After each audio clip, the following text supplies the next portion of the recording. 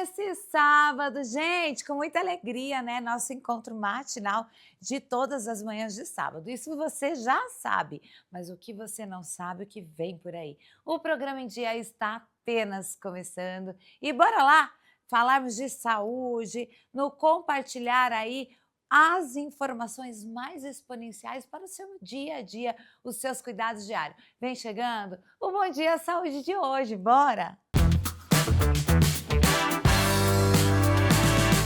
Você sabia que em um ano a saúde mental de muitos brasileiros deixou quase 500.000 sem trabalhar? Hoje eu trouxe um dos assuntos que eu gosto muito até mesmo de levar esse conhecimento a você, ou até mesmo alguém que precisa de uma orientação sobre o mais conhecido e temido burnout. É isso mesmo, doutora Luciana? É isso mesmo. O burnout é um tema muito importante e que é uma questão de saúde pública. Sim.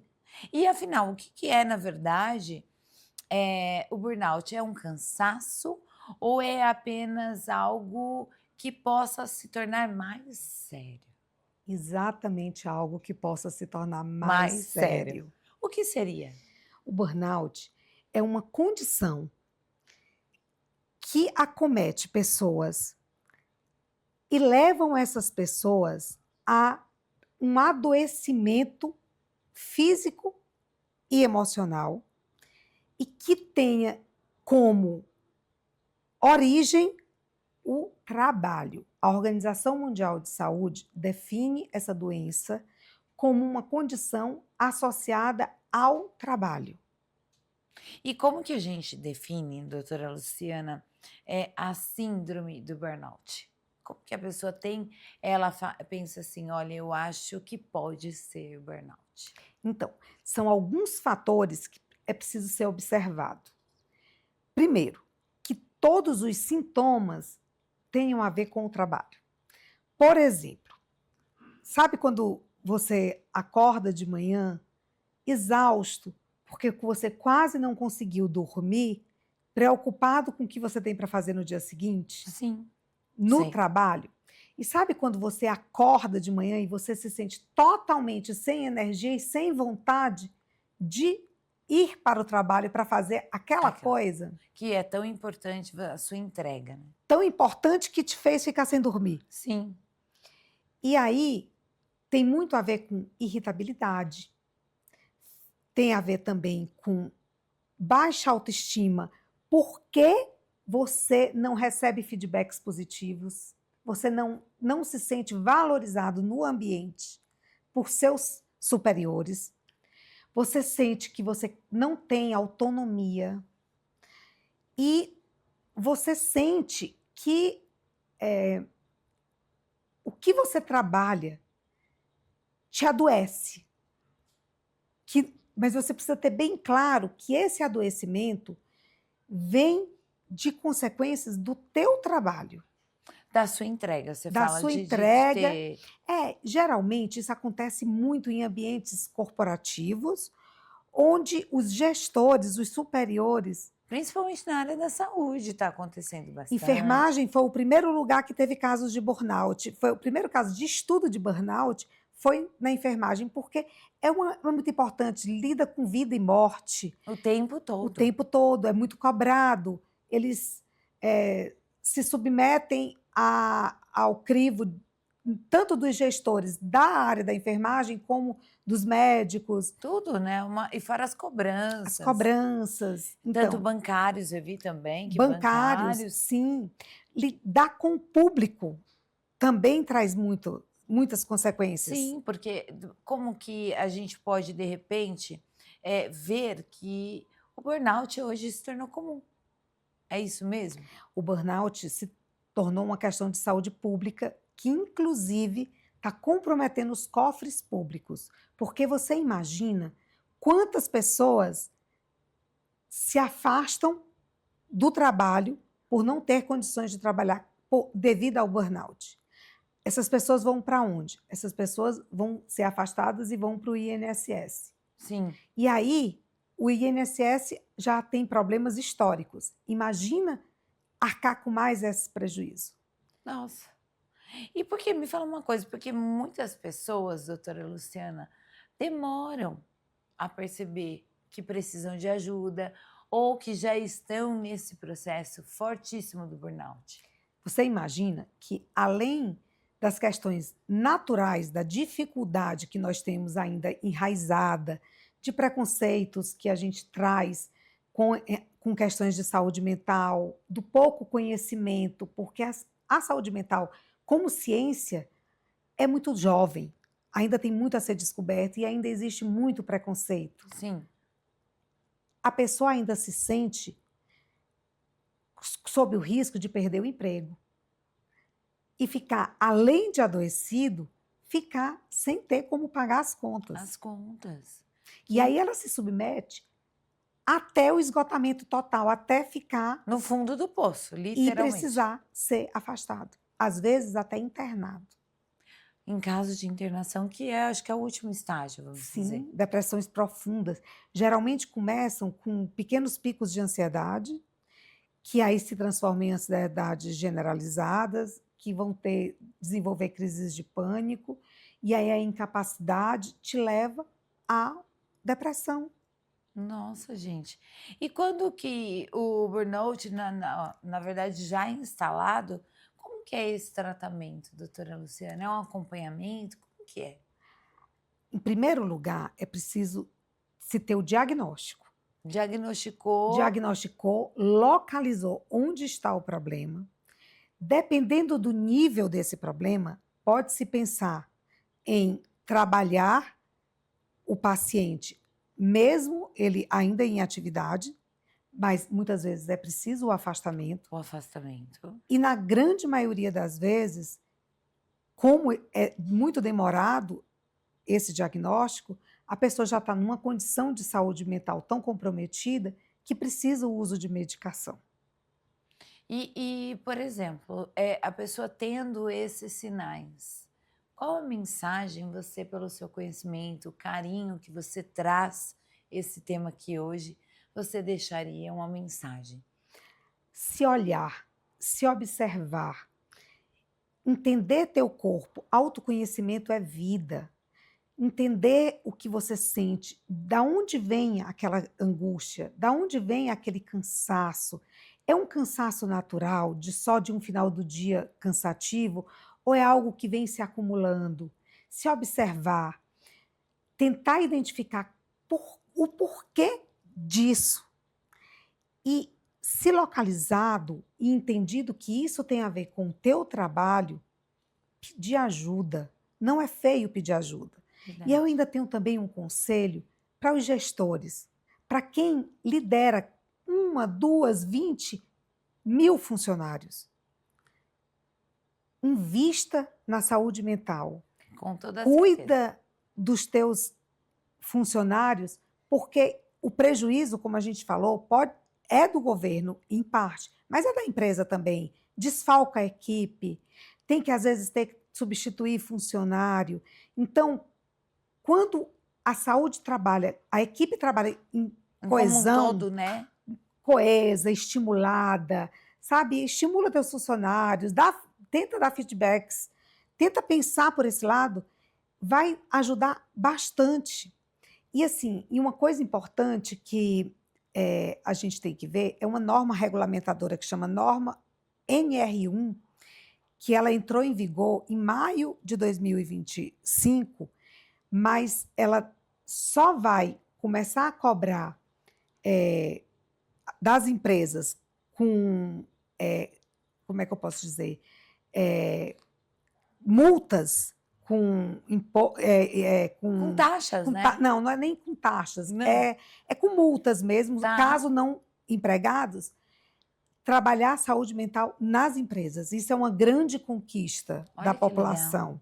Imagina que legal, né? As empresas estão tendo 1 ano para se adaptar e colocar em vigor essas regras, trabalhar a saúde mental, mas não é só fornecer uma plataforma de psicoterapia, não.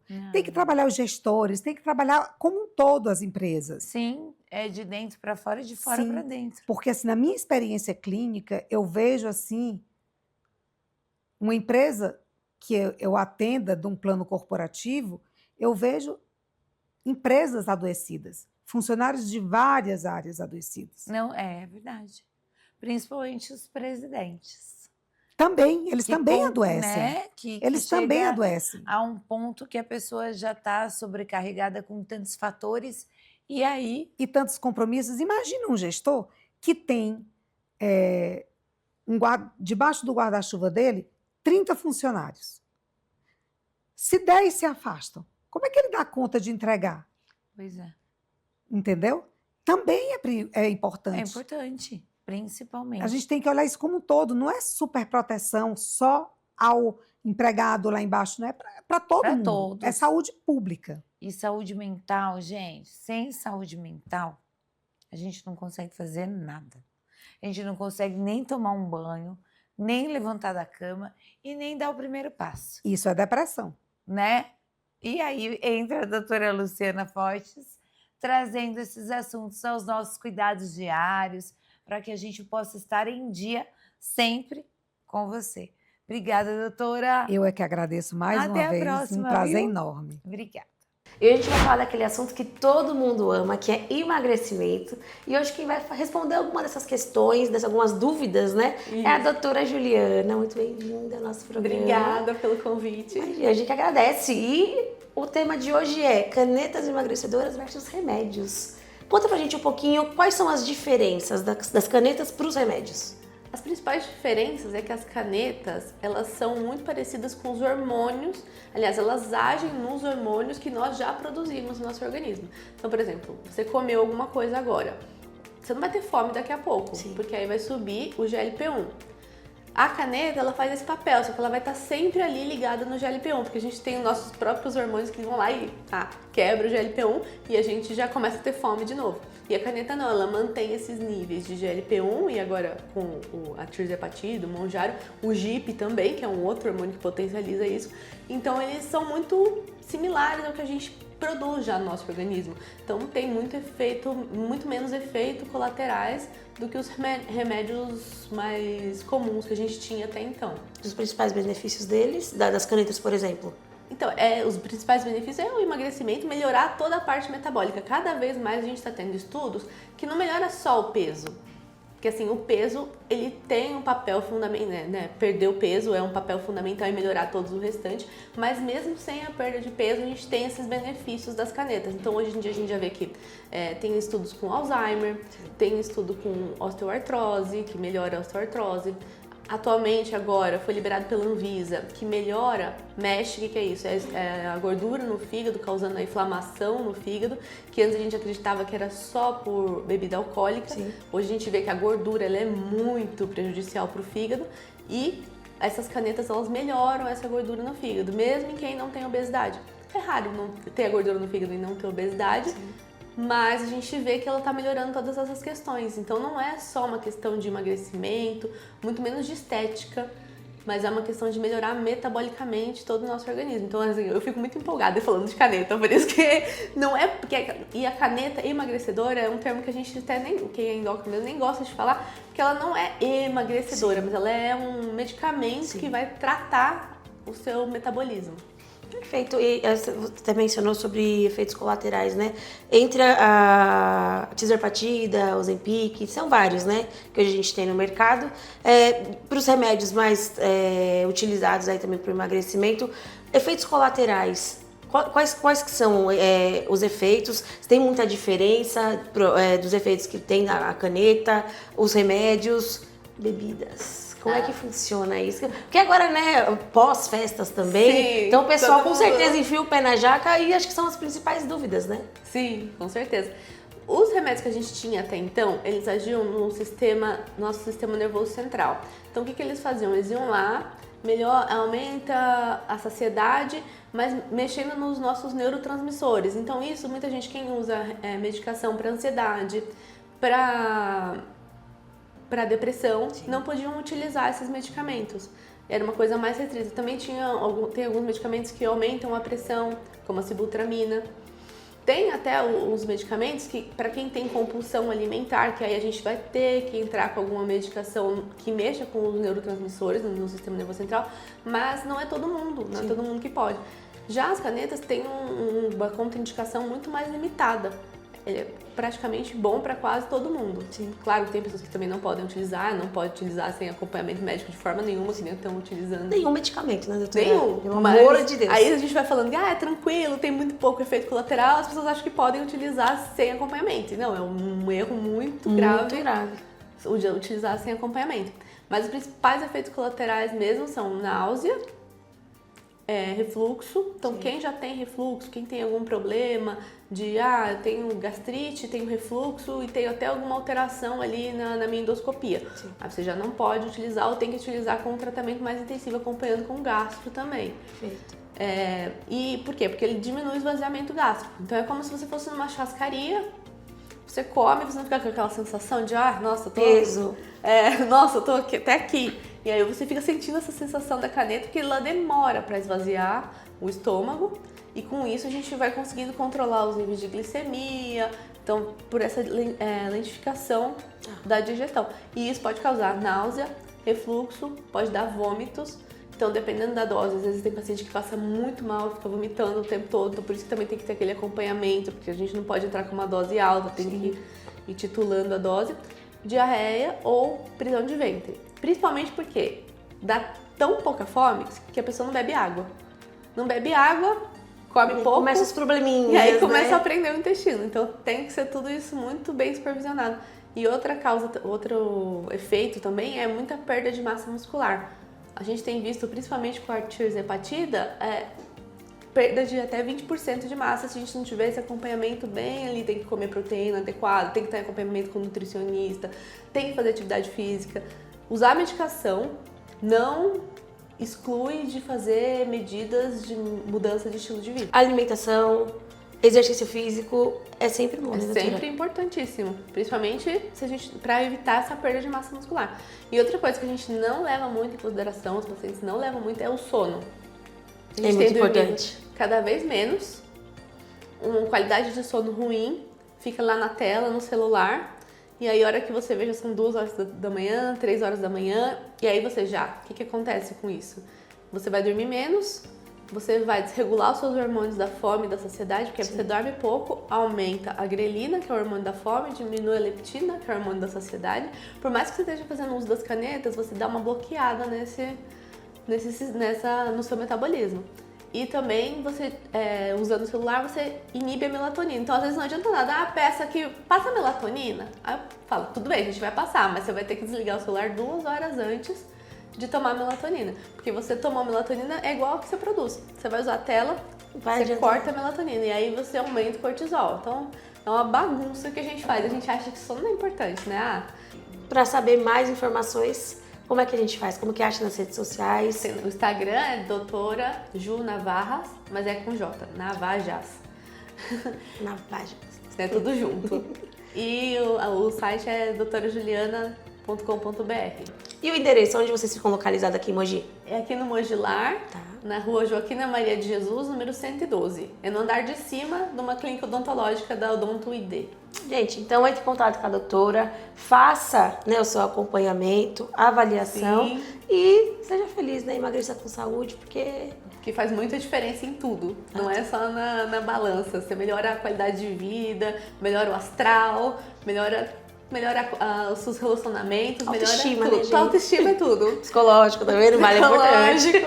Então, com certeza vai ser um prazer poder atender você. Doutora, muito obrigada. Obrigada foi um a prazer. vocês. O prazer E foi todo meu. estaremos aí novamente, se Deus quiser. E agora estamos com a nossa Barbie aqui. Eu falo para ela que ela é maravilhosa. Gente, você aí de casa, se você não tiver à procura de um otorrino, mas olha, a Ju é lindíssima.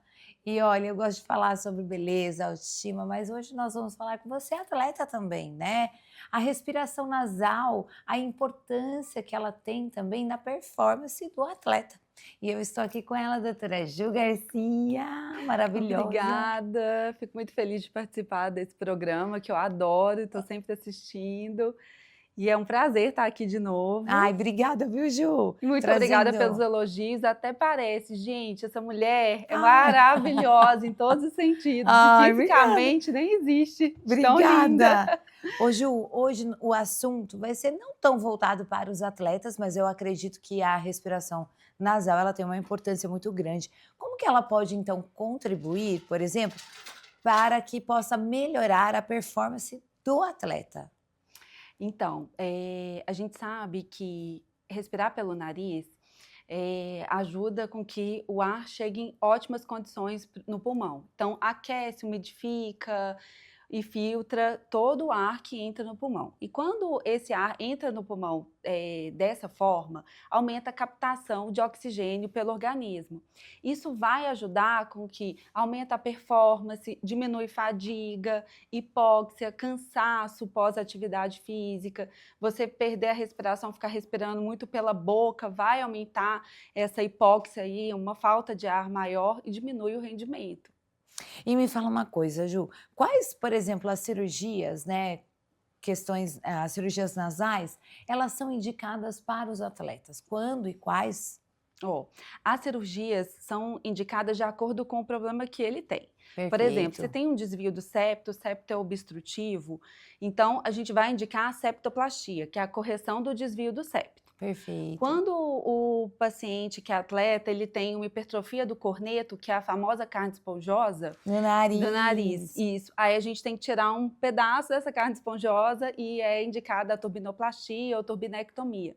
E quando o problema dele é um pouquinho mais complexo e tem a alteração da insuficiência de válvula nasal, quando ele respira, colaba essa região aqui, aí a gente tem que indicar uma rinoplastia, porque a gente tem que mexer no formato do nariz e melhorar essa parede aqui para que ela não colaba quando respira. Ju, agora você está falando dessa questão da parte cirúrgica ou até quando é indicado. Aqueles negocinhos que geralmente os atletas colam no nariz, aquilo lá facilita a respiração? Então, aquilo ali pode facilitar alguns casos de insuficiência de válvula nasal, que é quando colaba, né? Então, Ah, se que é ele esse usar último caso que isso, você falou. se ele usar, dependendo da insuficiência da válvula, consegue melhorar sim e abrir Abertura do a nariz. abertura do nariz enquanto ele está fazendo a atividade física. Olha que legal. E essa parte dos atletas, por exemplo, amadores, eles também se beneficiam da cirurgia nasal? Vão se beneficiar sim. Todo mundo que pratica atividade física tem um melhor rendimento com a respiração nasal. Então, vai melhorar bastante com o tratamento e a avaliação do otorrino aí do nariz, sim. E quanto tempo, por exemplo, o atleta realizou a cirurgia? Quanto tempo ele precisa permanecer afastado? Por exemplo, dos treinos, enfim. Então, o que a gente orienta é que o resultado da cirurgia ele depende tanto do cirurgião que está operando e do pós-operatório que o paciente está fazendo. Então, a gente precisa de um repouso aí, se for atividades físicas mais leves, até 3 semanas. Mas, se for atividades físicas de impacto, De corrida. aí a gente pede de 1 mês a 45 dias. Até por causa da cicatrização. Por causa da cicatrização, e é um período que tem que lavar muito o nariz com soro, hidratar muito esse nariz, cuidar muito da mucosa do nariz para que tenha uma ótima recuperação. E como que é feita essa medida, né? Por exemplo, da melhora da performance do atleta após essa cirurgia? O próprio atleta, ele começa a melhorar, ele começa a sentir essa melhora, né, e No relatar decorrer no dos decorrer dias. dos dias mesmo. Mas a gente tem um questionário que aplica, assim, antes da cirurgia, na consulta, que chama NOSE e é como se fosse uma escala de obstrução nasal, de sintomas de obstrução nasal. E aí são 5 perguntas que a gente faz, determinada ao sono e essa obstrução nasal, e aí ele responde. 0 é como se ele não tivesse sintoma nenhum, e 4 é o máximo de sintoma que ele tem. Tá. E aí no pós-operatório, a gente vai ver esse score que ele fez no pré-operatório, a gente refaz esse questionário e o score cai muito. Então, um paciente que tinha bastante sintoma, ele começa a relatar que os sintomas dele diminuíram muito. Ai, que E é uma legal. forma da gente avaliar, assim. E isso já começa a ver a questão dos resultados, Dos já resultados, da sim. cirurgia, né? E Ju, e dentro desse processo, esse atleta, né, ele tem alguma restrição alimentar, por exemplo, porque muitos dos atletas às vezes vivem de dietas, enfim. Tem alguma restrição quando tem essa cirurgia nasal? Olha, a cirurgia do septo e do corneto, a gente não faz uma restrição importante, não. Tá. Agora, quando é uma rinoplastia, a gente pede para evitar, né, alimentos crus, igual sushi, os japoneses Sim, a aí, comida japonesa. porque tem um risco maior de infecção no pós-operatório. Tá, Então, a gente restringe mais quando vai fazer a rinoplastia. Agora, o septo e a mais turbinectomia tranquilo. é mais tranquilo. Então, ótimo. E, Ju, como que faz para a gente encontrar mais informações das suas redes sociais e conhecer um pouquinho mais da nossa Barbie aqui do programa? Olha, nas redes sociais tá doutora.dra.juliana.g.garcia. Me seguem lá, que todos os dias eu estou postando notícias, as últimas notícias da Otorrino que sai da Conteúdos rinoplastia. maravilhosos, né, Sim, Ju? conteúdos muito bons para vocês seguirem. Gente, esse foi meu bate-papo aqui com a doutora Juliana Garcia. Eu vou ficando por aqui. Obrigado, Ju. Até a Obrigada a próxima. você. Gente, eu amo esse quadro, Bom Dia Saúde. Eu falo que sempre é uma consulta free. E agora vem chegando o nosso segundo quadro de hoje na Trilha do Sucesso.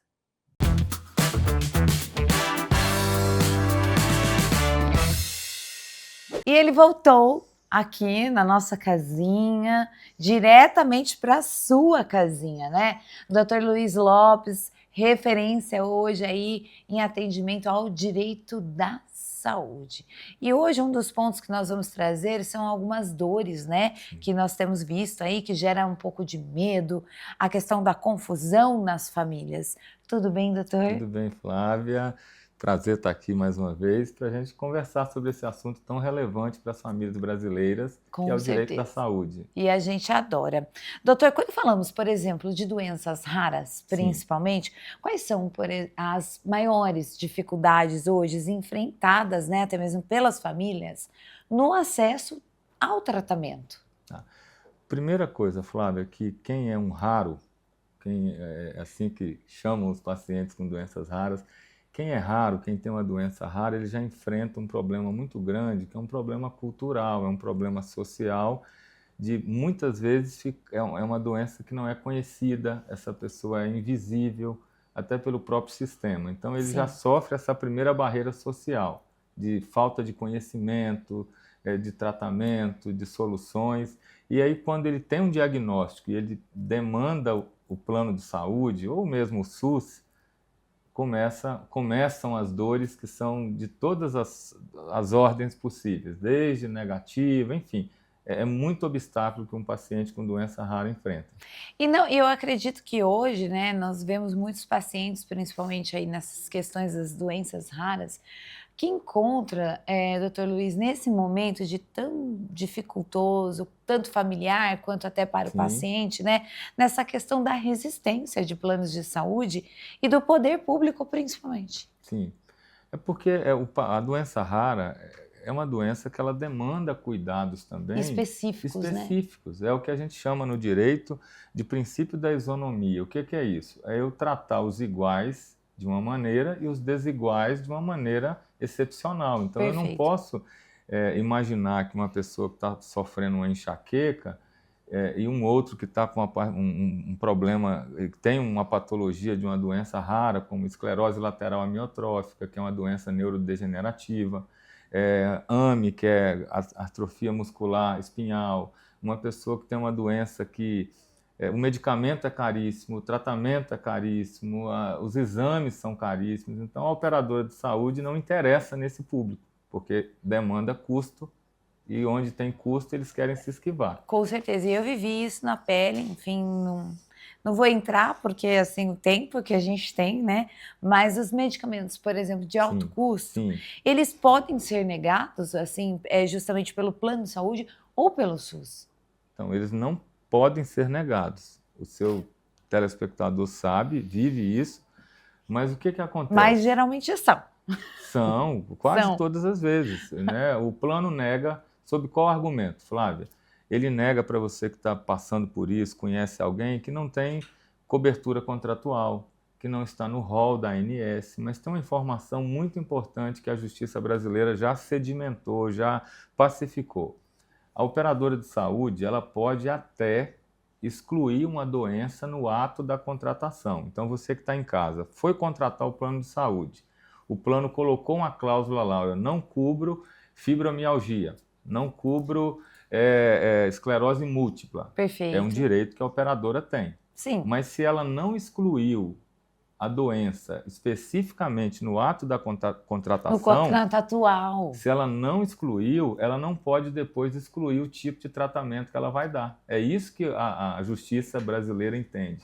Então, se o seu médico, que é quem conhece o seu problema, que é quem acompanha você, se ele prescreveu um medicamento de alto custo, independente do valor, de 1.000 a 1.000.000, a operadora de saúde tem que fornecer. Por exemplo, se o plano de saúde negar essa questão aí da contratação ou até mesmo o tratamento, né, alegando que a doença rara já é pré-existente. É uma discussão que nós podemos dividir em duas bem rapidinho. A questão da pré-existência e a questão da negativa Do do plano. plano que vem dizendo que não é obrigado a fornecer medicamento. Tá. Então, são casos diferentes, mas eu respondo para o seu telespectador, que é uma pergunta muito importante. Medicamento de alto custo, o plano deve fornecer? A resposta é sim. Eles fornecem? Não. Como que resolve? Primeiro, com um protocolo lá, vai ter a negativa, e com essa negativa, infelizmente ou felizmente, a gente tem a justiça a nosso favor, e a minha recomendação é procurar um profissional, um advogado especialista em direito da saúde e fazer valer os seus direitos. Perfeito. Pronto, isso é a questão do medicamento. E a negativa pela pré-existência, como que ela se dá? Para que o plano diga que o meu tratamento não vai ser realizado por pré-existência, ele tem que provar que eu tinha uma doença na época da contratação. Se o plano não me exigiu exames, se o plano não me diagnosticou na altura da contratação, ele não pode dizer agora, nesse momento que eu estou doente, que eu já tinha essa doença. Então, é uma outra negativa abusiva que o plano ele deveria ter feito antes. Se ele não fez, então não pode suscitar isso agora. Em casos, por exemplo, também de doenças graves ou progressivas, é possível nós conseguirmos um medicamento com urgência, Dr. Luiz? Então, essa questão da urgência ela é muito inerente ao ato médico. Perfeito. Então, o médico se prescreveu urgente, por exemplo, anteontem, nós acompanhamos um caso aqui no AC Camargo de um paciente que tinha uma prescrição de cirurgia com urgência. Tá. A operadora de saúde negou, e aí o juiz deferiu uma liminar para que isso fosse feito em 48 horas. Da mesma maneira, segue-se as prescrições de medicamento. O medicamento é urgente, o que fazer? Procurar os direitos, judicializar, Deixar tudo especificado tudo certinho, entrar com essa ação e correr para que o juiz defira e busque meios para que isso aconteça. Mas a orientação para o seu Meu telespectador é que você tem direito e não recue diante das negativas. De medo, né? Porque a gente fica com medo, isso é verdade. Com certeza. E se a família recebe, de repente, uma negativa, por exemplo, do medicamento ou até mesmo do home care, qual deve ser o primeiro passo? Excelente pergunta, Flávia. A gente parte do pressuposto que essa família já tem uma prescrição médica, que ela já se dirigiu ao plano de saúde ou até mesmo o SUS, houve uma negativa, com essa negativa por escrito, procurar um profissional especializado, um advogado especialista em direito da saúde. E por que a gente fala isso? Porque é importante o médico, quando eu tenho um problema de coração, a sua telespectadora, ela tem um problema cardíaco, justifica ela procurar um ginecologista? Não. Não, porque médico Ele mas pode clinicar, não é da pode, especialidade. mas não é especialista. Isso. Então nós temos excelentes colegas nas diversas áreas, mas quem vive a saúde é especializado nisso sabe os caminhos que às vezes a gente já prevê que o plano vai gerar um dano, enfim, etc. Perfeito. Mas é importante buscar os seus direitos. Esse é o ponto principal de partida. E agora, só para concluir, você fala, batendo muito nessa questão do direito, né? O direito do paciente, dentro da questão home care, né? Em que situação ele se torna esse direito dele. É importante. Tem alguns dos seus telespectadores são pessoas esclarecidas, mas tem pessoas que não sabem nem o que é um home care. Então, Sim. vamos trazer esse esclarecimento? Primeiramente, Eu acho o que é, né? importante. O home care, numa tradução literal, seria o tratamento em casa. O que é isso? É quando um paciente, seja ele um paciente crônico, sequelado por um acidente, é um paciente que às vezes está no estado vegetativo, ou em um tratamento que não é para cura, mas é um tratamento paliativo para ele ter qualidade de vida, ao invés dele ficar internado no hospital, ele fica internado em casa. Isso é o home care. E sabe o que esse paciente tem direito? A receber cama hospitalar motorizada, colchão pneumático, que é aquele colchão para não dar ferida nas Das costas, escaras, escara, né? Isso. cadeira de rodas, até motorizada, se Olha for que o legal. caso. Dá um conforto a esse paciente. Exato, dignidade. dentro A palavra de, não é isso, conforto, é dignidade. Dentro de casa, Dentro né, de gente? casa. E aí, o que está dentro disso, Flávia, que é muito importante o seu telespectador saber? Técnico de enfermagem 24 horas, fisioterapeuta, seja motor, respiratório, TO, que é terapeuta ocupacional, nutricionista, psicólogo, neurologista. Todo o amparo desse O paciente. que tiver, insumos, medicamentos, tudo isso em casa. E sabe quem tem que pagar? A operadora de saúde ou o SUS. E às vezes as famílias tiram de onde não tem para tentar pagar um serviço desse. Para trazer a dignidade para o paciente, né, e gente? Muitas vezes, Flávio, isso é uma realidade. Tira até de onde deveria, nem tem. Deixa de fazer um outro benefício para a família para cobrir aquilo que é dever do plano. Olha, esse foi mais um bate-papo aqui com o Dr. Luiz Lopes. Sempre muito importante ter você aqui com a gente, esclarecendo várias dúvidas aqui. Muito obrigada, viu, Dr. Luiz? E espero te receber novamente em breve. Vamos seguir aqui compartilhando informação útil. É sempre um prazer estar aqui com você. E qual que é as suas redes sociais, doutor? Luiz Lopes ADV. Lá tem vários conteúdos que você vai, de repente, se identificar. Lembrando sempre, se você estiver em alguma situação assim, procurar um profissional da sua confiança. Tá bom? Muito obrigada, doutor. Até a próxima. Até a próxima. Bora compartilhar aquele momento em volta da mesa, com quem a gente ama, com os nossos amigos, com a nossa família, com o maridão, não importa quem, mas já pega o seu caderninho ou já anota os arrobas. O Endicas está chegando aí. E hoje eu trouxe aqui também, mais uma vez, uma das unidades do Supera para vocês conhecerem um pouco melhor, entender como é que funciona. Hoje aqui na unidade de Granja Viana, o Anselmo vai contar para a gente um pouquinho de como funciona toda a metodologia aqui no Supera. Seja muito bem-vindo, Anselmo. Obrigado, Dai. Um prazer estar aqui com vocês.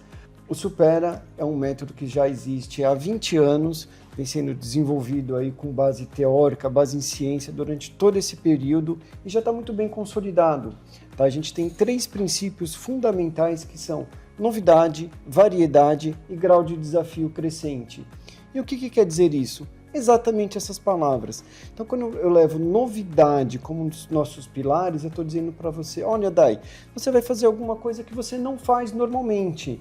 Tá? Então, você gosta de música. Então, que tal a gente andar de bicicleta? Você gosta de cozinhar? Que tal a gente fazer uma atividade de música? Fazer coisas que estimulam neurologicamente circuitos diferentes. Tá? Essa é a novidade. Variedade é quando a gente faz atividades similares ao que normalmente a gente faz, porém de formas diferentes. Então eu sou destro, eu vou escrever com a mão esquerda. Eu estou fazendo alguma coisa que eu sempre faço de forma diferente. Né? Eu uso a mão não dominante para escrever, para escovar o dente, escrevo de trás para frente. E claro que isso se expande, né, em toda a natureza de nossas atividades. Então eu reforço os circuitos já existentes, porém exercendo de formas que não são usuais. Eu tiro do automático. E o grau de desafio crescente funciona assim. Eu vou te dar uma atividade para fazer. Se ela for muito fácil, além de não te desenvolver, não te estimular, ser entediante, você não vai fazer. Não tem aquela vontade, essa que é uma coisa desafiadora, né? Justamente, mas se for desafiador o suficiente para que você também não se engaje, se olha para alguma coisa e fala, não dou conta disso, não é para mim, você também não exercita as redes neuronais que são importantes e não atinge o objetivo. Então a gente acha um grau de desafio qual a pessoa está disposta, motivada, engajada a fazer e aplica, vai crescendo esse desafio para que ela sempre se desenvolva. E como é que funciona? Então, por exemplo, a pessoa vem conhecer aqui a unidade, é feita uma anamnese, a gente entende, vocês entendem como é que é a necessidade de cada um? Justamente. Então, digamos que a pessoa veio para ela mesma. Né? A gente apresenta o método, conversa, né? Se for importante, coloca ela em uma aula experimental, até para observar como ela lida, né, no dia a dia, e é feita uma conversa com a educadora, com a gestora pedagógica, que vai entender qual é o material mais adequado para aquela pessoa. Leva em consideração a faixa etária, né, para uma criança é muito diferente, né, por exemplo, para um adulto, vamos pegar os extremos, o grau de atividade que essa pessoa tem, né, então um adulto que está ativo, trabalhando, ágil, né, fazendo uma série de coisas, é diferente daquele adulto que já está se preparando para aposentar, ele não está interessado em manter tanto, né, o nível de desatividade, não precisa de desempenho no trabalho. Então tudo isso é entendido para que a gente possa de fato oferecer o melhor para as pessoas. Eu queria entender um pouco da missão de vocês. Qual que é o diferencial do Supera hoje? A nossa parte mais importante da missão é a gente oferecer situações, né, condições para que a pessoa experimente uma forma inovadora de viver, né, potencializando todos os recursos que ela tem do cérebro, da sua cognição, seu bem-estar, para que sim ela tenha uma qualidade de vida melhor. E claro que isso impacta a todos que estão em torno desta pessoa. Nosso primeiro critério é alfabetização. Tá? A pessoa precisa importante saber ler, né? Ler e escrever, né? Entender ali um enunciado que tem no nosso material didático. A gente tem um material didático elaborado profissionalmente por neurocientistas, pedagogos. Então ela precisa entender aquele enunciado e saber responder. Às vezes é desenho, às vezes é escrito, mas ela precisa ter esta condição. Então, a alfabetização. Isso acontece ali entre 5 e 7 anos, né, a depender da pessoa. Então, a gente entende aqui que pelo menos os 6 anos, se for falar uma idade, os 6 anos. Porém, estando alfabetizado um pouco antes, já ok, um pouco depois também ok. Não tem limite de idade. Tá? Hoje a gente tem alunos no Supera com mais de 90 anos aqui na unidade, né, vem autonomamente, carregando sua mochilinha, vem aqui fazendo atividade, né, ela não dirige, mas ela vem aqui de uma forma muito bacana, interage socialmente, é incrível ver. Nossa restrição é para os neurodivergentes. Tá? Então, a depender do grau, né, de suporte que esta pessoa precisa, a gente não se propõe a ajudar, né? O método não tem esta finalidade. Tá? São outras ferramentas, outras abordagens, então a gente consegue ajudá-la até um certo grau de suporte. A partir de um outro grau também a gente já recomenda outras atividades. E aí isso é visto na chegada dela, naquela conversa, ou com o familiar, ou com ela mesmo, que a gente vai atendê-la da melhor forma. Como é que faz para achar você nas redes sociais? É o @superagranjaviana, ou pelo QR Code que vai aparecer aí na tela com vocês, que né? Pelos contatos, que já acessa direto o nosso WhatsApp. Localização de vocês? A gente está na Granja Viana, aqui já em Carapicuíba, na Avenida São Camilo, 1564, ao lado do condomínio Alphaville Granja Viana. Perfeito, queria te agradecer mais uma vez por dar essa aula pra gente, falar um pouquinho sobre o Supera. Para você que tem dúvida, entre em contato com eles, o Anselmo vai super atender e recebê-los aqui, né? E tomar um cafezinho com ele, não é isso? É isso, com certeza. Foi um prazer, Dai. Muito obrigado. Eu agradeço, tchau, tchau. Bom, pessoal, já ouviu falar de clínica de fisioterapia esportiva?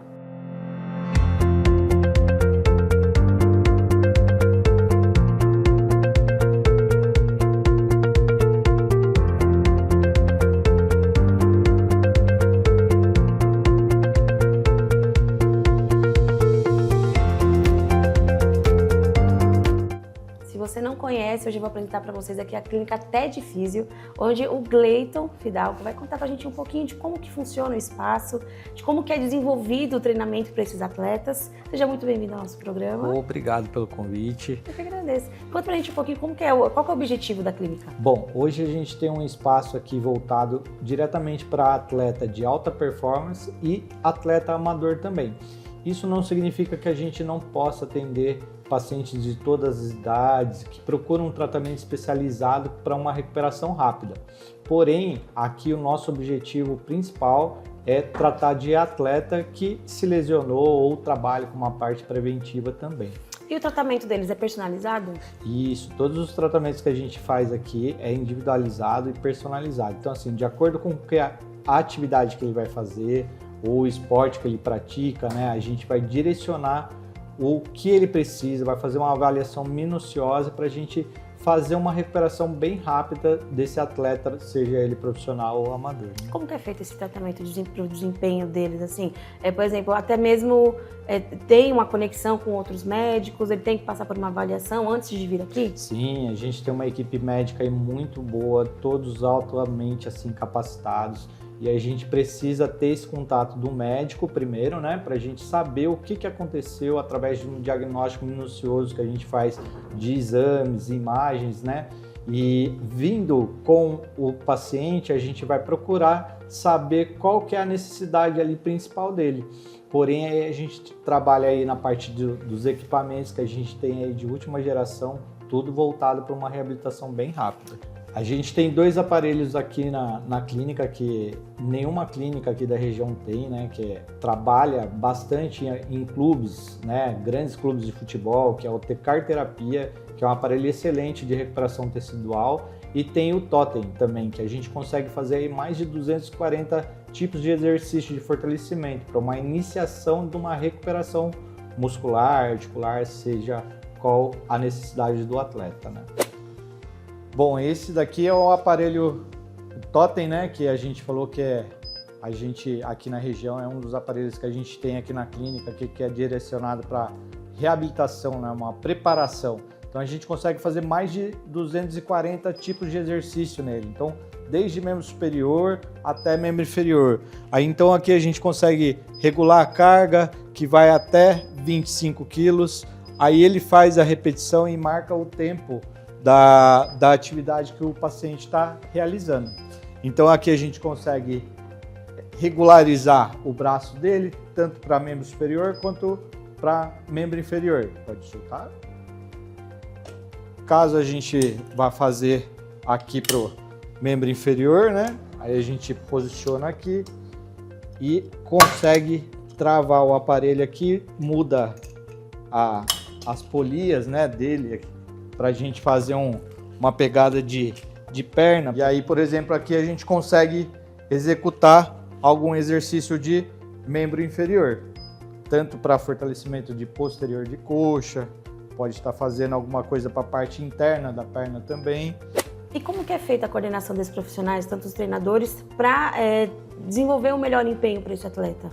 Então, aqui a gente procura ter esse contato, né? Se for um jogador de alta performance, a gente tem que ter contato desde a equipe médica, treinador. Tem a parte da fisioterapia, que a gente trabalha a parte muscular. Sim. E a parte da recuperação muscular. Então, assim, tem aquele dia que ele faz um tratamento de descanso, aí a gente vai trabalhar essa parte aqui que vai partir para um fortalecimento futuramente, e aí tem todo um protocolo aí que é a ser seguido.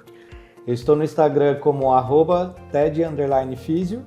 Aí é só me seguir lá que vocês vão conseguir. Muitos conteúdos legais, né? Isso, exatamente. E como a Day falou, né? Esse ano de Copa do Mundo, perfeito aí para você que é um atleta profissional, amador, já se engajar nesse tratamento como prevenção, como uma lesão já instalada. A gente está aqui preparado para receber vocês. Então é isso. Então, para você que busca todo tipo de segmento, né, do atletismo, então para você que quer buscar um bom desempenho, fala com o Gleiton, acompanha nas redes sociais, lembrando que é Mogi das Cruzes, né? Isso, na Victória Partênios 117. É isso aí. Muito obrigada. Eu que agradeço.